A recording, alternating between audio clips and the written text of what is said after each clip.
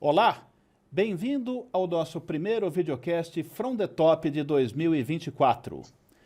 Vamos para mais uma entrevista mensal da revista Autodata com executivos do setor automotivo e áreas correlatas, que você pode ler todos os meses na publicação online no site autodata.com.br ou assistir aqui mesmo no nosso canal do YouTube. Mas antes de começar a entrevista deste mês, vamos ver a mensagem da Continental Parafusos. No mercado há quase meio século, a Continental Parafusos oferece aos setores automotivo, linha branca, construção civil e eletrônicos um portfólio completo de parafusos, porcas e peças especiais. Nossa operação é otimizada. Além do robusto processo produtivo, os nossos clientes contam com pontualidade nas entregas e estoques de segurança. Somos uma empresa moderna, segura e legalista, que paga os tributos garantindo a segurança dos nossos clientes. Eu sou Pedro Kutner, editor da revista Autodata, e hoje quem está aqui ao meu lado é o Leandro Alves, diretor de redação de Autodata. Olá, Leandro. Salve, Pedro. Muito contente de estar aqui novamente para a abertura dessa temporada 2024 do From the Top. E, Leandro, este mês a nossa conversa é com o João Henrique Garbim de Oliveira, presidente do grupo Jaguar Land Rover, hoje só JLR ou JLR. Na América Latina e Caribe é ele que manda, e também presidente da ABIFA, associação que reúne importantes importadores de veículos, alguns também com operações industrial aqui no Brasil. Olá, João, obrigado por aceitar nosso convite para esta entrevista. Olá, Pedro, Leandro, um prazer imenso estar aqui com vocês e com todo mundo que está assistindo a gente. Então, o João assumiu a presidência da JLR há menos de 2 anos. Em julho de 2022, ele mudou de endereço depois de trabalhar cerca de 18 anos na Volvo Car no Brasil, intercalando aí uma breve passagem pela Citroën. Ele também está no seu segundo mandato como presidente da ABIFA, defendendo as posições das principais empresas importadoras de veículos no mercado brasileiro. O João tem longa experiência e vivência na indústria. Começou uma extensa formação acadêmica no berço da indústria automotiva nacional, no Senai de São Bernardo do Campo. Fez faculdade de Engenharia Mecânica no Instituto Mauá, acumula também mestrados e MBAs, mas concentrou sua carreira no setor automotivo na área de administração, vendas, marketing de fabricantes de veículos premium importados. Muito bem, vamos então à entrevista e à primeira pergunta, João.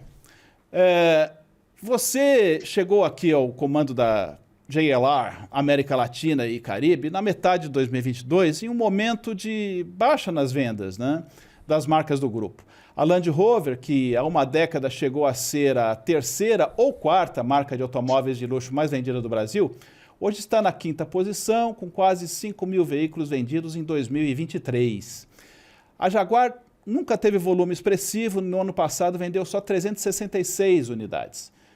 O que está sendo feito, João, para recuperar o terreno perdido pelas duas marcas? Ótima pergunta, Pedro. A gente tem, dentro desses quase 2 anos que eu estou aqui, trabalhado muito forte no estabelecimento da individualidade das nossas marcas no país. Então, você citou, né, JLR, a gente passa a operar com uma casa de marcas. A gente não fala mais Land Rover isoladamente, mas a gente está dando característica de marca para Defender, Range Rover e Discovery de forma isolada. Isso é importante por quê? Porque os clientes de cada uma dessas marcas, eles têm aspirações diferentes, eles têm ambições de experiência diferentes, e quando a gente faz essa separação, a gente consegue tornar possível o tratamento individual para cada perfil de cliente. Então, esse é o grande foco que a gente tem feito. A gente está trabalhando dentro do conceito de luxo moderno também, reforçando cada vez mais as nossas marcas como marcas de luxo. Uma reconfiguração onde eu digo sempre que a gente não está sendo mais uma empresa de carros que fabrica produtos de luxo, a gente está migrando para ser uma empresa de luxo que fabrica carros. Então não é só a semântica, é importante porque direciona tudo que a gente faz aqui. E com relação à pergunta que você fez sobre volume de vendas, tudo isso, normalmente é uma das principais métricas que a gente usa para medir a nossa indústria automobilística, Mas quando a gente fala de mercado de luxo, o volume ele é, às vezes, secundário em relação à experiência, desejo que a gente gera. Então, hoje, na minha cabeça e dos executivos que trabalham aqui comigo, a gente está muito mais focado na conversão, na mudança dessa experiência, do que em determinar quanto que isso vai trazer de volume para a gente. O volume vai acabar sendo uma consequência de todo esse trabalho, mas o projeto hoje é 100% focado na construção de uma experiência de luxo moderno completamente diferenciada para as nossas 4 marcas do grupo. João, primeiramente eu quero agradecer o seu tempo de estar aqui com a gente, falando não só sobre a JLR, mas também sobre o mercado de importados, né? Nós vamos abordar tudo isso durante essa entrevista. Eu queria voltar para a questão do mercado. No Brasil, que é o maior mercado da região sobre a sua direção, os modelos Land Rover importados, né, os mais caros, registraram um crescimento de 86%, segundo aqui as nossas estatísticas, né, de 2023. Foram 3 mil unidades e que representaram o maior número de emplacamentos da marca, 61%. Já os 2 modelos que são feitos aqui no Brasil, né, o Discovery Sport e o Evoque, tiveram queda de 4% nesses volumes. Por que os importados venderam mais? Tem uma série de coisas envolvidas, Leandro. Disponibilidade de produção, de componentes, ajuste de demanda para a gente trabalhar com prioridade produtos que hoje estão com mais fila de espera, que estão com mais tempo de espera. Então, é uma série de fatores, né? Tudo isso muito ligado dentro da estratégia de luxo moderno que a gente conversou. Os produtos locais, 4% é um desvio até que pequeno, né? Eles são mais ou menos em linha com o volume do ano anterior. Demonstrei claramente que a gente se concentrou realmente em trabalhar os modelos que são importados, que ajudam a gente a aprofundar ainda mais essa jornada do luxo moderno. A gente também tem nesse crescimento fatores novos, né? Por exemplo, o Range Rover Sport, eles vêm em transição de produto, então a base anterior ela tinha um volume mais comprimido. Tudo isso ajuda a que os importados tenham esse desempenho mais favorável esse ano. Mas, no fim, para a nossa estratégia aqui, tanto os locais quanto os importados são igualmente importantes. E, João, bem objetivamente, quais são as projeções de desempenho da Land Rover e da Jaguar para o Brasil este ano? A gente deve fazer volumes parecidos com o que foi o ano de 2023. Então, hoje eu não trabalho projetando nenhum tipo de crescimento mais expressivo. Como eu disse para vocês, a gente ainda vai ficar o ano de 2024 muito focado na configuração da nossa experiência aqui no país, implementação completa dos conceitos de luxo moderno e a divisão como marcas individualizadas. Então, essa ainda é a agenda prioritária desse ano, o que vai fazer com que a gente deva mais ou menos andar aí em volumes parecidos com o de 2023. Então, essa é a nossa projeção para esse ano. João, ainda dentro desse conceito que você vem falando reiteradamente, né, de luxo moderno, também houve uma mudança importante que, há pouco menos de um ano, a Jaguar Land Rover tomou a decisão de mudar o nome. E vocês agora falam essa sigla JLR em português, né? E vocês abandonaram a tradicional marca de SUVs Land Rover, agora representada pelas antigas submarcas Defender, Discovery e Range Rover. Essa estratégia, você já comentou no começo, né? O que a gente quer saber é, ela está dando certo? E como é a percepção dos clientes dessa mudança aqui no Brasil? A estratégia sim está dando certo, Leandro. A gente percebe que os clientes já estão conseguindo entender bem melhor o conceito, entender as razões para essa mudança, uma vez que eles começam a perceber tratamento exclusivo diferente dentro de cada uma das marcas. Quando a gente faz os nossos eventos também fica muito mais fácil a gente trabalhar e comunicar as marcas com eventos dedicados a cada uma das marcas. Então, cito 2 exemplos. A gente teve aqui no Brasil, ano passado, a AgriShow. Foi o primeiro evento que a gente participou como marca individual, a gente participou com a marca Defender. No começo os clientes olhavam e falavam, pô, Defender e tal, estava tentando encontrar o stand da Land Rover, agora encontrei vocês aqui como Defender, né? E outros chegavam a perguntar, pô, tudo bem, achei legal a ideia, mas posso comprar outra coisa aqui no stand de vocês que não seja Defender, né? E tanto é que podia que Range Rover Sport, por exemplo, foi um veículo super bem vendido na AgriShow, mas toda a experiência estava desenhada em volta do Defender. A gente teve também, no segundo semestre do ano, Range Rover House, aqui em São Paulo, né, a casa Range Rover, que foi dedicada para clientes da marca Range Rover, e onde a gente pôde dar uma experiência completamente desenhada para esse perfil de cliente. Então, conforme os clientes vão participando dos eventos, eles vão começando a perceber e entender. E eu acho que os números de vendas aí mostram que a estratégia está indo bem, né? No fim, todas as marcas tiveram crescimento individual. Então, ajuda a gente bastante a fortalecer esse caminho com a confiança de que o cliente está entendendo e está gostando do que está vendo. Então, João, quando o grupo, né, lançou esse novo nome, né, o grupo JLR, também lançou um novo plano estratégico, né, o Reimagine, que prevê a conversão da empresa para um fabricante de veículos elétricos com investimentos de 15 bilhões de euros em 5 anos. Em qual parte deste plano, se é que temos uma parte lá, e desses bilhões, estão inseridos o Brasil e a América Latina? A gente continua bastante conectado com a estratégia Reimagine global. Como você bem disse, Pedro, uma das grandes vertentes do Reimagine é a eletrificação. A eletrificação aqui no Brasil a gente tem trazido com a apresentação de novos produtos aqui no país. Então a gente teve F-Pace, PHEV, né, Jaguar, a gente teve Range Rover Velar PHEV, a gente teve agora Defender PHEV também na versão 110. A gente tem tentado trazer isso para o mercado brasileiro.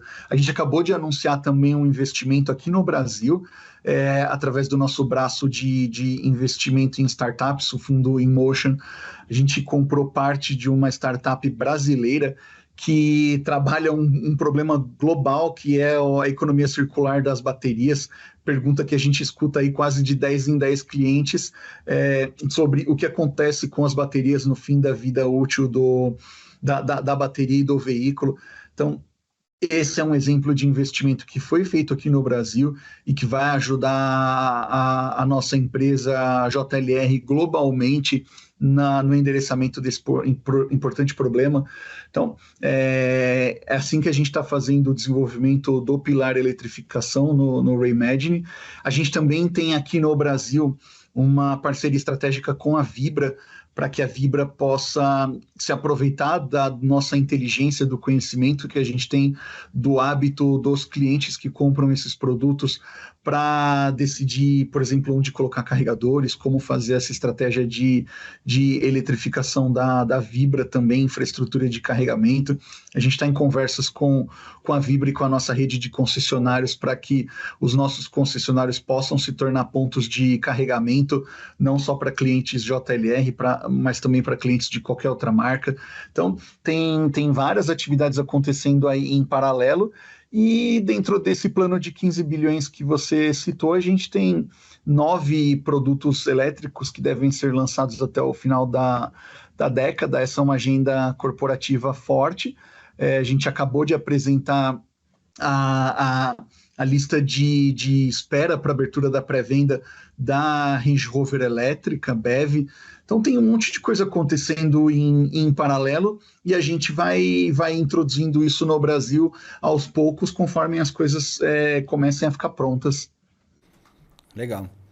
João, a fábrica brasileira da JLR em Itatiaia, que foi inaugurada em 2016 com investimentos de 750 milhões de reais, né? Naquela época, sobre uma pressão da nacionalização promovida pelo Inovar Auto, este ano completa 8 anos de operação. com uma baixa escala de produção e também com pouca nacionalização, né? Quase todas as partes do carro são importadas. A produção acumulada, segundo aqui as nossas estatísticas, soma cerca de 20 mil unidades montadas do modelo Discovery Sport e Evoque, o que dá uma média de 2.500 carros por ano. A pergunta é, por que a JLR decidiu manter essa fábrica em operação, né, com uma escala considerada muito baixa? Existe a intenção de continuar investindo e aí sim aumentar a escala dessa fábrica? Leandro, uma fábrica é um investimento de longo prazo, né? Então a gente não pode aí se basear no que acontece nos primeiros anos para definir o futuro. Hoje, o que é importante para a gente dentro da nossa estratégia até de Modern Luxury aqui no Brasil é que a fábrica produz com uma qualidade excepcional. Os produtos da nossa fábrica aqui, eles são muito bons. Os clientes estão completamente satisfeitos com esses produtos e a gente tem uma força de trabalho lá super bem treinada e capacitada para os desafios que a gente tenha pela frente, né? Como eu disse, uma agenda industrial, um investimento desse porte normalmente é um investimento para muitos anos. Então, o que a gente aqui localmente pode fazer é ficar atento ao que acontece globalmente e tentar continuar convencendo a matriz sobre a importância que a gente tem de ter as atualizações na fábrica. Mas está tudo super bem com a fábrica está indo bem aqui no Brasil, dentro do que é baixo volume aqui no país, né? Quando a gente olha todas as empresas que instalaram para baixo volume, elas nunca de fato foram para utilizações muito grandes da capacidade. Então, acho que é parte um pouco da configuração do Brasil, mas, no geral, a gente está satisfeito e a gente está comprometido com o longo prazo aqui. João, inclusive, falando nisso, há pouco tempo, já no fim de 2022, no evento lá em Itatiaia mesmo, você disse que discute com a matriz a produção de veículos elétricos em Itatiaia, né? No horizonte de 3 anos à frente, para tornar a fábrica uma base de exportação. A minha pergunta é como estão essas negociações? Existem fornecedores no país para produzir esses carros elétricos? E para onde esses veículos montados aqui poderiam ser exportados? Então, Pedro, no momento, nessa questão, eu não tenho nada muito diferente para acrescentar no que foi falado lá atrás. Assim que a gente tiver alguma novidade, eu chamo vocês, comunico todo mundo, mas nesse momento, nada de novo para falar. Ainda sobre a utilização da fábrica, né? Que é uma pergunta muito importante para quem está nos assistindo, principalmente a cadeia de fornecimento, né? Hoje, qual o nível de nacionalização dos produtos de Itatiaia, né? E quantos fornecedores nacionais tem? E mais uma questão para você, né, João, a respeito disso. Existe a possibilidade de aumentar o índice de nacionalização desses 2 veículos produzidos no Brasil? Então, Leandro, o índice de nacionalização é um número que a gente normalmente não divulga, né? Uma informação estratégica da empresa, mas a gente tem componentes importantes que são nacionalizados. Posso citar aí um grande exemplo, os bancos do carro, né? Os assentos. Então, é um componente grande, um componente de alta necessidade de qualidade, tanto qualidade mecânica quanto qualidade estética. Isso demonstra que aqui no Brasil, sim, a gente tem fornecedores com ótima capacidade para fornecer para a gente. O que depende da gente conseguir nacionalizar de forma competitiva é o volume produzido pela fábrica. Então, quanto mais volume você começa a ter mais viabilidade de nacionalização. É algo que a gente está sempre atento às possibilidades. A gente tem uma visão clara do parque de fornecedores no Brasil, e assim que a gente entende que uma peça tem capacidade de volume de ter a sua nacionalização viabilizada, a gente conversa com os fornecedores e tenta fazer esse projeto. Mas depende muito de volume e do que essas fábricas conseguem produzir no Brasil em baixa escala. Certo. E a operação industrial da JLR no Brasil produz 2 modelos Flex, João, com opção de sistema híbrido leve, inclusive, exclusivamente aqui para o mercado nacional, né? Essa tecnologia. Essa tecnologia faz algum sentido nos planos globais da JLR, né? Qual é a aderência aqui do consumidor a esse produto aqui no Brasil e a opinião dos executivos da matriz sobre esta opção?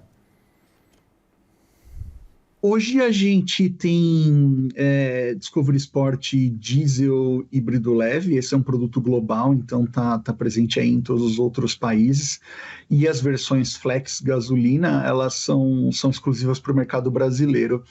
É um programa que realmente foi desenvolvido para o Brasil, a gente não tem nenhum outro mercado JLR no mundo que vende esses produtos, nem na Discovery Sport, nem na Evoque.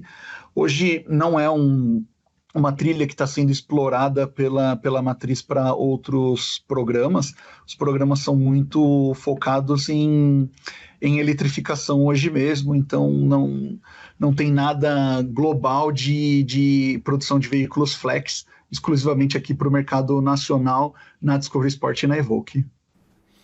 João, você é o responsável pelas operações comerciais da JLR na América Latina e o Caribe, que é uma região razoavelmente grande, né?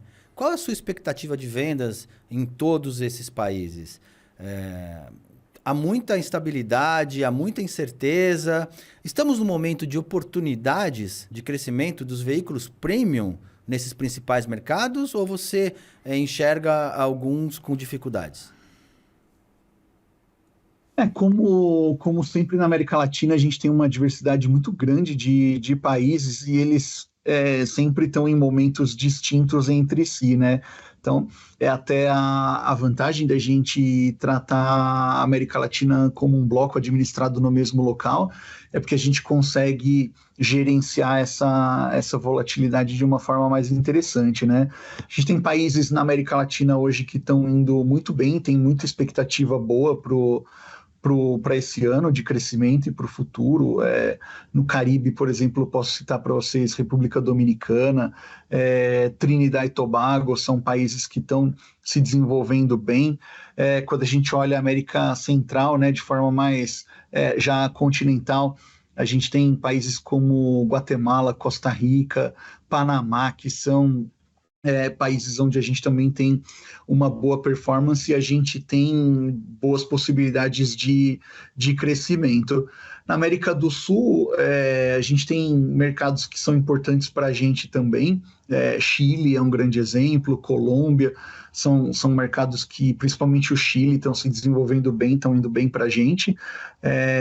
Paraguai, outro bom exemplo aqui dentro do Mercosul, talvez o maior exemplo de desenvolvimento da marca aí nos últimos anos.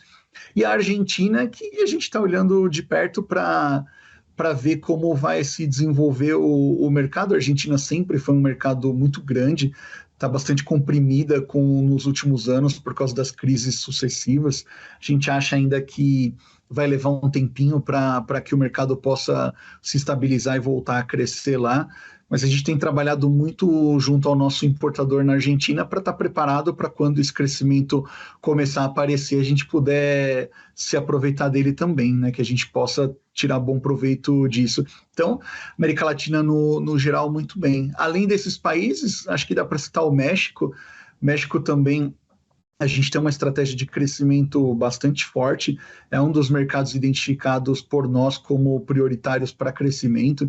Isso passa principalmente num grande trabalho que a gente está fazendo na cidade do México para se comunicar mais efetivamente com os clientes da cidade do México, para oferecer estrutura de rede cada vez mais adequada para esses clientes. Então, a Cidade do México é uma boa prioridade nesse momento. As outras regiões do México, elas têm também uma boa performance. Eu tive lá o mês passado e a gente fez já a inauguração de uma nova loja em Culiacán, por exemplo, né, no departamento de Sinaloa. Então é uma loja que vende bem, que está no último padrão da marca, que funciona super bem.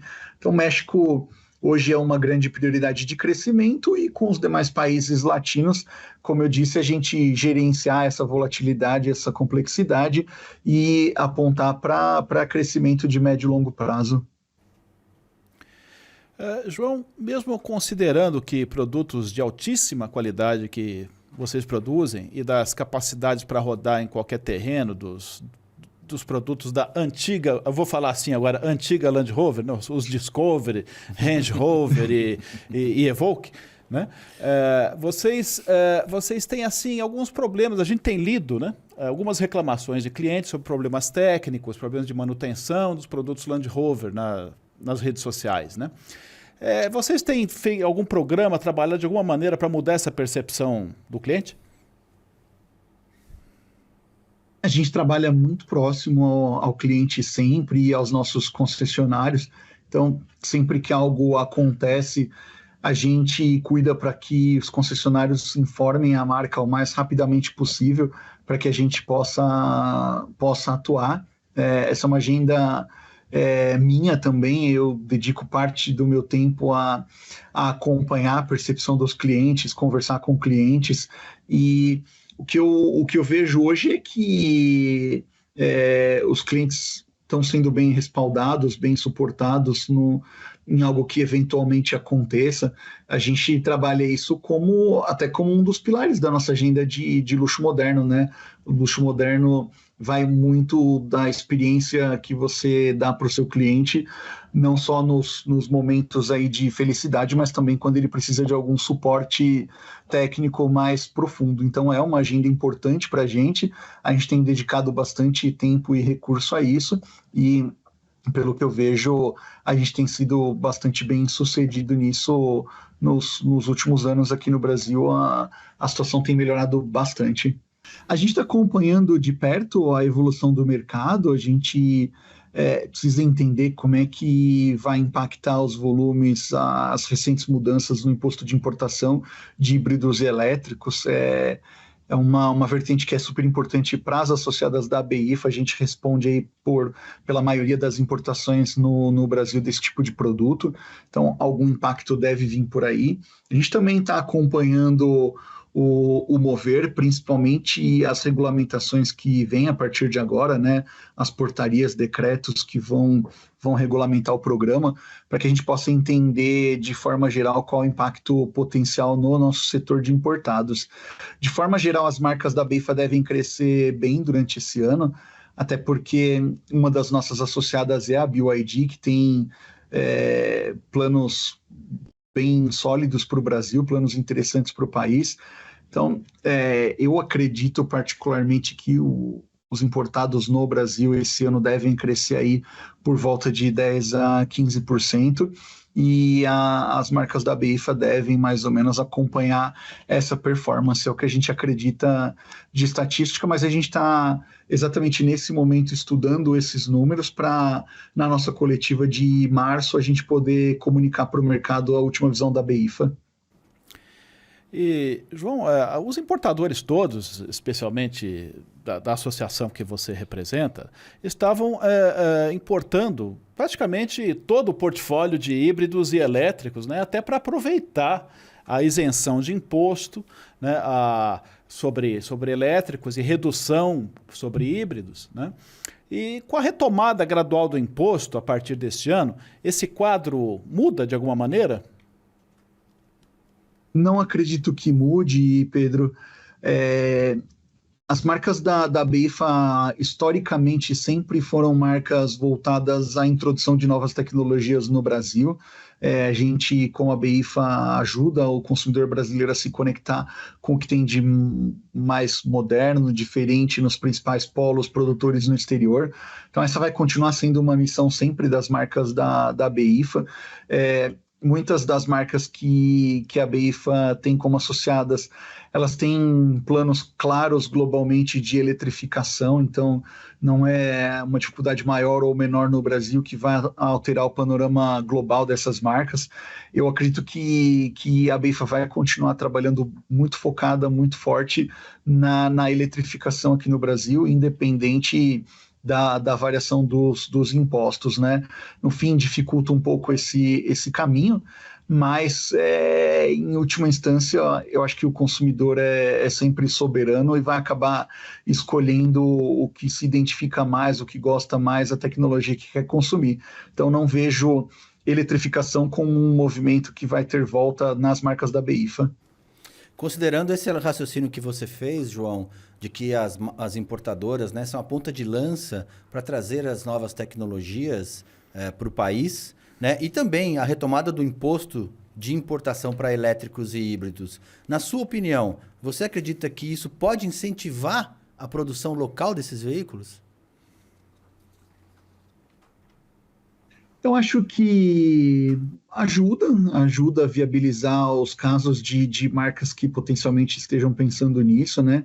Quando a gente fala de uma nossa associada grande, BYD, e mesmo a Great Wall também, são marcas que pelo perfil de volume que querem atender no Brasil, elas já tinham anunciado desde antes a intenção de vir para o Brasil com estrutura industrial também, né? Então, acho que vai depender muito desse tipo de situação, né? Que tipo de mercado você está explorando, como você quer explorar e oportunidades que tenham no Brasil para isso.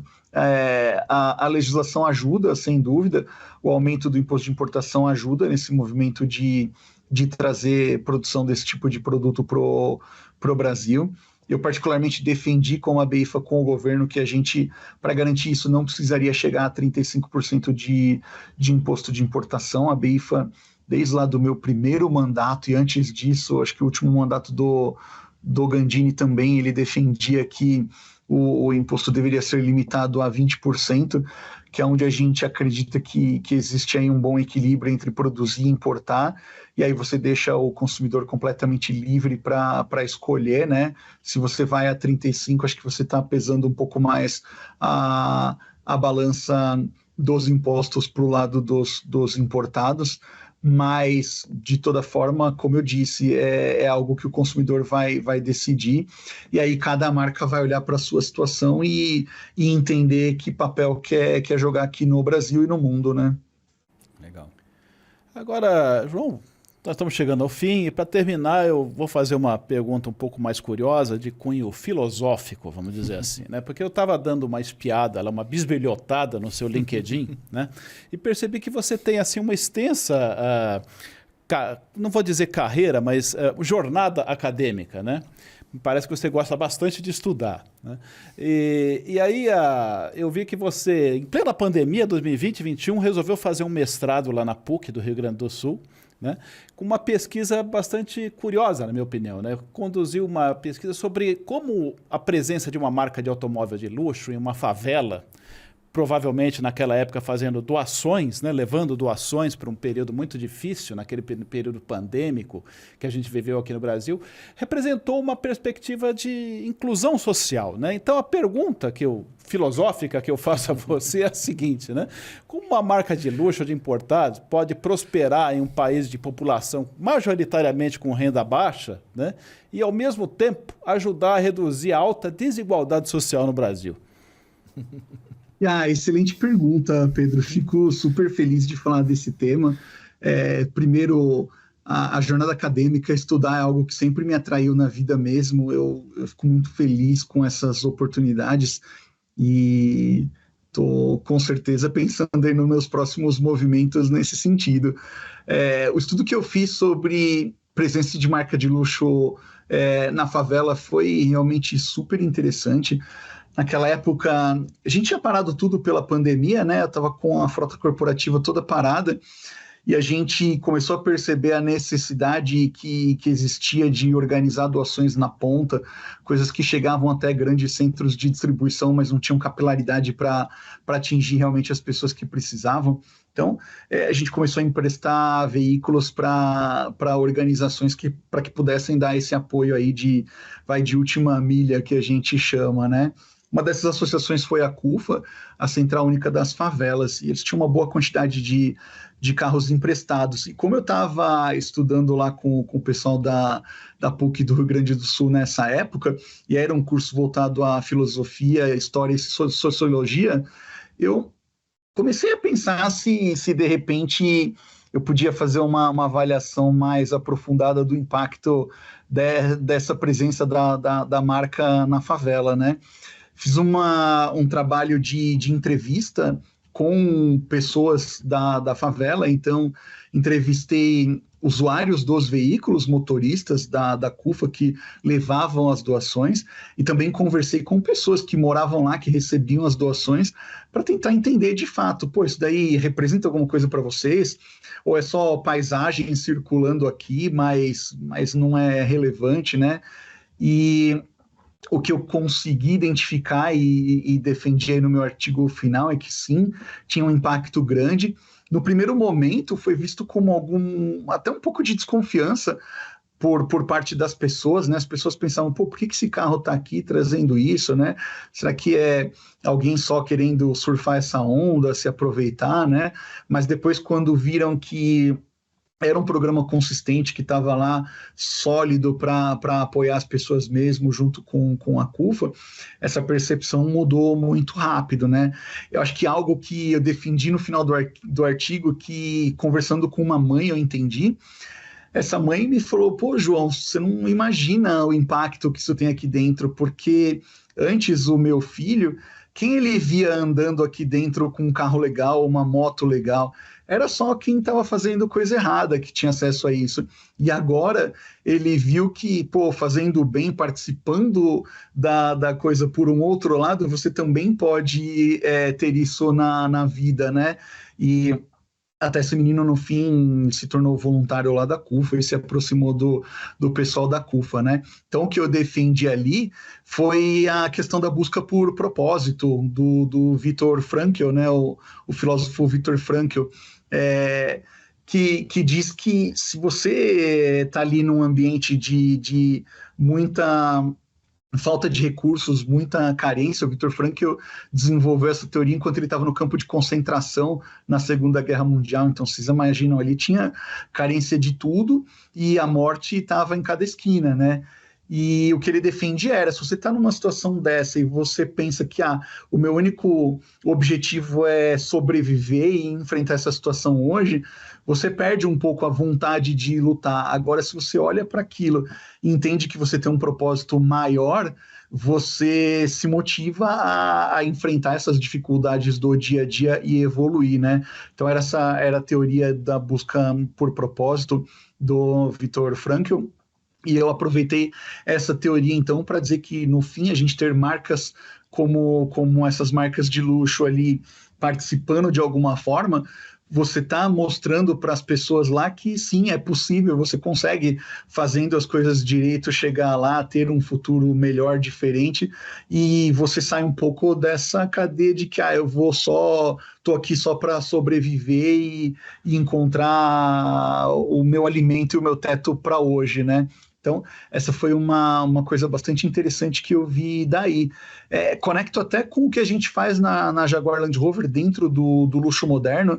Então, no luxo moderno, a gente tem uma série de comportamentos esperados pelo consumidor para você ser realmente uma marca de luxo moderno. Uma delas é a gente falar em global citizenship, né? Então, que impacto eu tenho no mundo, como eu olho para o mundo onde eu estou inserido e eu consigo fazer algo. E é importante, e os clientes também esperam que as marcas com que eles se relacionam, principalmente uma marca de luxo, que ela agregue propósito nesse outro aspecto. E aí a gente tem várias iniciativas aqui no Brasil também que a gente apoia, não só lá em Itatiaia, onde a gente tem o nosso berço industrial, mas em São Paulo também, né? A gente vai desde Casa do Zezinho, aqui em São Paulo, a gente apoia as crianças da instituição para terem aulas de inglês, para ter uma formação diferente para o futuro e terem melhores oportunidades, até lá na região de Itatiaia, onde a gente apoia esporte paralímpico, não para atletas paralímpicos, mas para crianças da região que podem ter essa ferramenta para se desenvolver, né? Natação, por exemplo, para eles, junto com o SESI ali do Rio de Janeiro, até programas de melhor alimentação para as crianças, de horta comunitária, programas de educação que a gente traz crianças também para serem aprendizes na nossa fábrica. Então, acho que é um aspecto bem amplo, mas a conexão com o meu estudo lá na PUC do Rio Grande do Sul é essa, e fiquei bastante feliz aí de perceber essa conexão e conseguir escrever sobre ela.